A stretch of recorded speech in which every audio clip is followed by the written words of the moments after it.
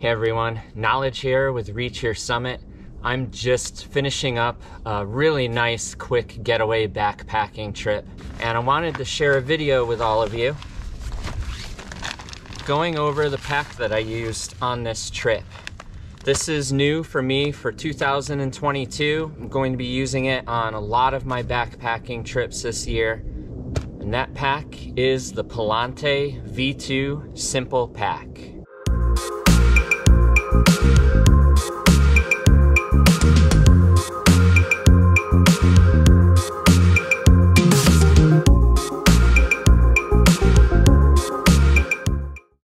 Now, it's been a really long time since a new technology or interesting fabric has entered the backpacking world, and that time has come.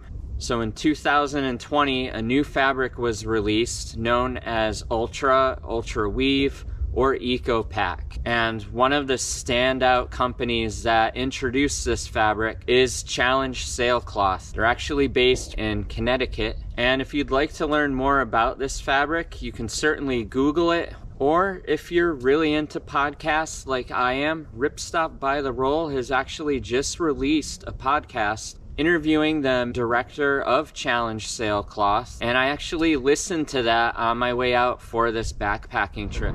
You know, a little backpack company, but we just happen to make most of the actually woven Dacron sailcloth in the world, kite surf fabrics, many other things like that. So check that out if that's something that you're interested in. When I learned about Ultra Weave fabrics, I got really excited. I've been a big fan of Dyneema Composite Fabric over the years, and also using X-Pack fabrics with some of my packs. So I feel that this fabric is a step in the right direction. I'm really excited to put it to the test this year and see how it holds up compared to Dyneema Composite Fabric or the X-Pack fabrics that I've used in the past. Now, since getting the Palante Joey last year, which I have featured in another video that I'll leave in the description for this video, I felt that it was right to go with another Palante pack. I'm really impressed with their craftsmanship and the little details that they apply to their packs. So I went with the Palante V2 Simple using the Ultra 200 fabric, and so far I'm really digging this pack. So this video is just going to be a first look. Let's get right into it. Knowledge here from the future. Going to go into a deep dive with this pack, and I'll also show you everything that I brought for this trip. After using the Palante Joey a lot, it's become one of my favorite packs, so I wanted to go with something else by Palante, but I was really interested in using this new Ultra fabric from Challenge Sailcloth. So I was happy to see that they had a pack that they offered with that fabric, and so that's what I chose for the V2. This is going to be made out of Ultra 200, which is basically a UHMWPE, or ultra high molecular weight polyethylene. Those fibers are woven in with polyester, and then they're laminated to a 0.5 mil film. So what you get with this fabric versus a Dyneema Composite Fabric or an X-Pack is you're getting higher abrasion resistance. It's going to be a little more durable. It's going to have better UV protection. And most importantly, the fabric of this pack is going to be very environmentally friendly. The solvents that are used to put the laminate together is going to be a lot less than what you get with a Dyneema Composite Fabric pack. The Ultra 200 is also highly water resistant, so I was really excited to see this new fabric coming out for the pack. The craftsmanship of this pack is top-notch, very similar to the Palante Joey, so if it's anything like the Joey, I have no doubt that I'm really going to love this pack, and I really look forward to using this a lot this year.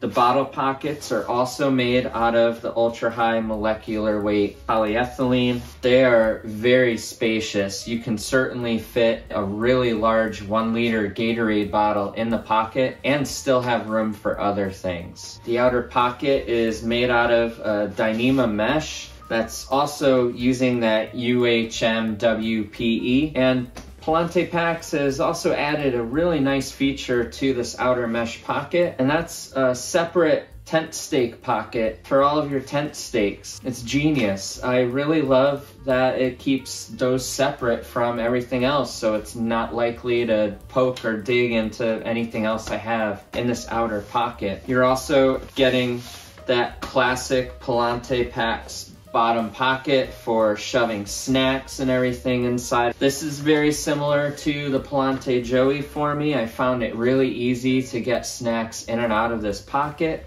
The bottle pockets, it could be with what I had on for the trip, but it did take a little bit of extra work to get the bottle out of the pocket. A little more cumbersome than it was with the Palante Joey, but again, it could just be what I had on for the specific trip. I don't have a lot of mileage with this pack yet, so that could change down the line. These shoulder straps are made out of 3/8 inch foam, and they are nice and wide. This is very comfortable with carrying weight. I barely noticed the weight in my pack. It worked really well.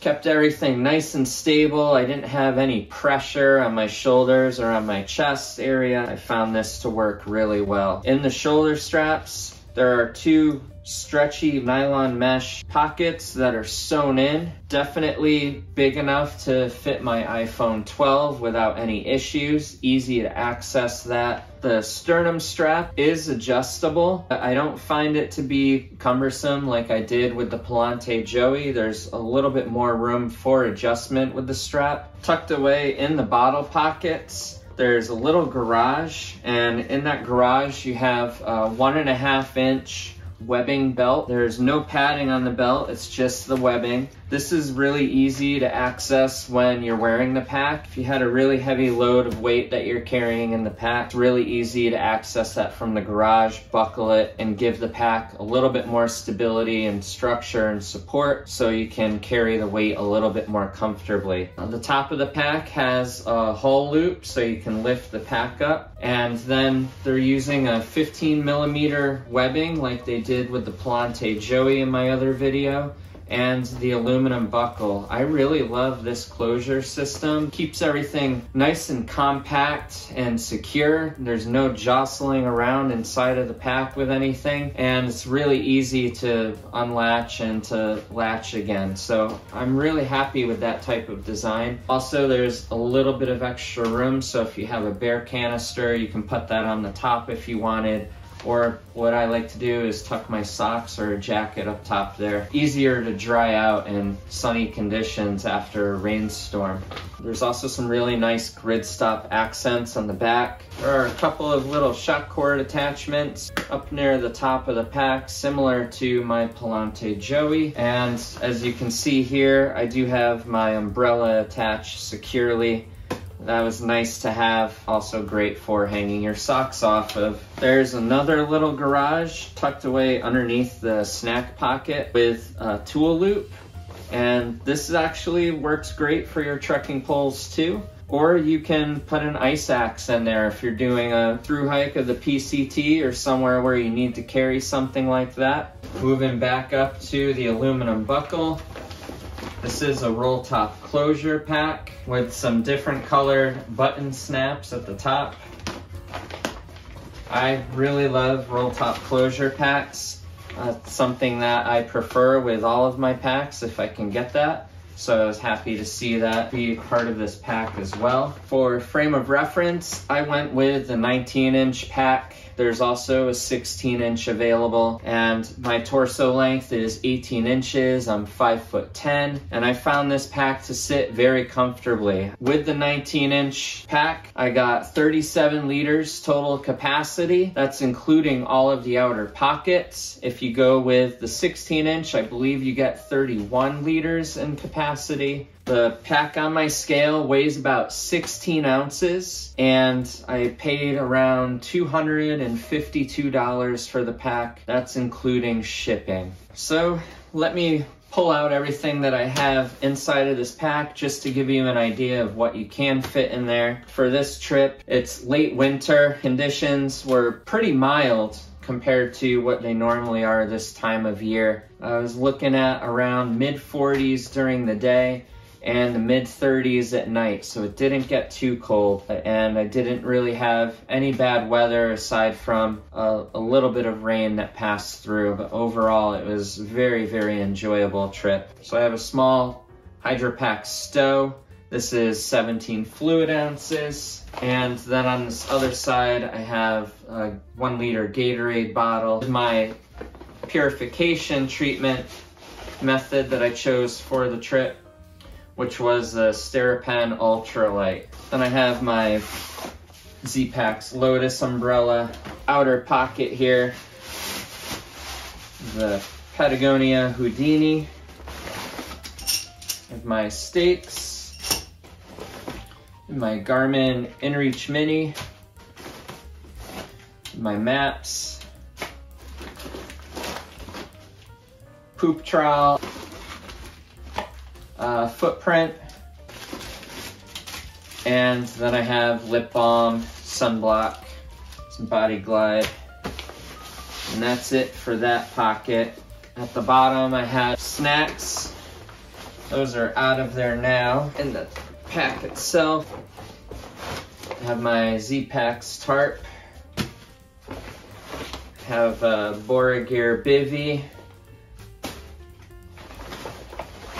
some Catula Exo Spikes, and I brought some merino wool glove liners and some waterproof breathable rain mitts. And here is my ditty bag, so I have a headlamp in here, first aid, gear repair, battery bank, compass, lighter, massage ball, all types of things. And I have my food bag, what's left of my food. And then inside of here, my bamboo spoon. And I also have the toques. This is the 650 milliliter pot with the Ruta Lacora carbon fiber lid, and my BRS stove and fuel canister. And then I've been using a Nyla Pro food bag liner, and it's actually been excellent so far. Then I have my Enlightened Equipment Torrid Apex jacket, the Thermarest NeoAir X-Lite pad and a regular wide. And then in here I have sleep clothes, I have my down pillow, and I have a Catabatic Palisade quilt. And then I have my good old foamy. This is the Gossamer Gear Thin Light 1/8 inch pad. I still use the Nyla Flume pack liner. And that's it. Overall, I'm really happy with how this pack has carried weight so far. I look forward to seeing how it holds up over time. A couple of minor gripes I have with this pack and things that I might modify down the road. First, the Dyneema mesh. It doesn't have as much stretch as the nylon mesh does. Whether it softens up and stretches out a little bit over time, I'll find out, but for now it's pretty stiff. It's really difficult to get a lot of things in that outer pocket, and I love shoving things in the outer pocket, so not a deal breaker for me at the moment, but just something that I noticed, something that I can't really modify too much, but we'll see how it holds up.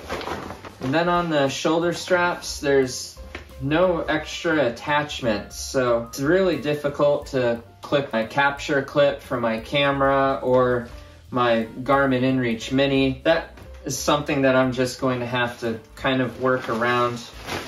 And then the shoulder pockets, I love that they're sewn in because it does keep the phone nice and secure, but I don't like that they're sewn in because it's difficult at getting at the daisy chain in the back and clipping things to that. And so the problem that I had with this backpacking trip is attaching my umbrella. So I have the Z-Packs umbrella attachment kit, and for those of you who are not too familiar with it, it has a little clip that can clip into daisy chain or webbing on the shoulder strap, and it helps keep the umbrella secure with the shock cord that they give you for the bottom. So I was able to attach that bottom attachment without any problems. And for this trip, I just ended up attaching the umbrella to the shock cord that's part of this pocket.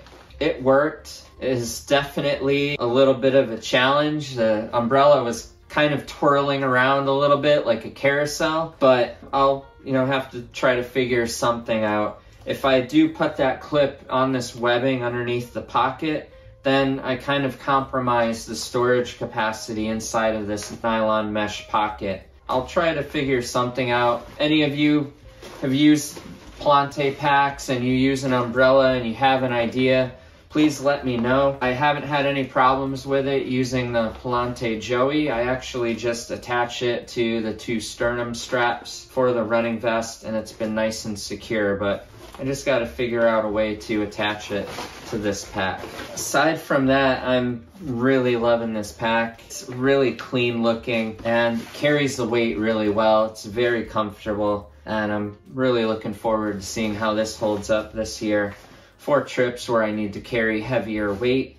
For trips where I'm able to go a little bit lighter and faster, I'll probably still be using the Palante Joey. So there you have it, the Palante V2 Simple Pack using the Ultra 200 fabric. Have you used the Palante Simple Packs in the past, or do you own a V2? What's your experience been like with it? Or have you picked up a pack made out of the Ultra 200 by a different small cottage company? What's your experience been like with it so far? I'd love to hear it. Leave it in a comment below, or you can contact me at reachyoursummit.net. If you have any questions about this pack or any of the gear in my other videos, you can also contact me using those methods as well. If you found any value in this video, hit the like button and consider subscribing to my channel because I'm always adding new content to it. I hope you all found this video helpful. I greatly appreciate you watching and all of your comments. And until the next one, I'll see you on the trail.